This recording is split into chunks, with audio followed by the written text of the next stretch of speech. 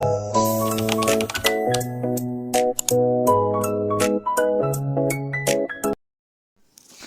Guys, welcome to my YouTube channel.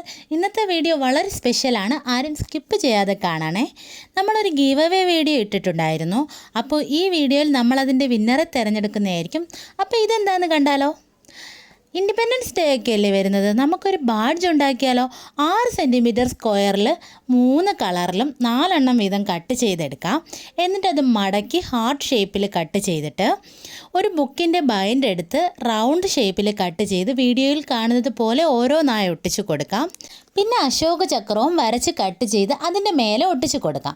എന്നിട്ട് ഇതുപോലെ നീളത്തിൽ പേപ്പർ കട്ട് ചെയ്ത് ലേസും ഒട്ടിച്ചു കൊടുക്കാം. ബാക്കിൽ പിന്നും ഇങ്ങനെ ഒട്ടിച്ചു കൊടുക്കാം. അപ്പോൾ ഇൻഡിപെൻഡൻസ് ഡേക്ക് എല്ലാവരും ഒന്ന് ട്രൈ ചെയ്ത് നോക്കണേ.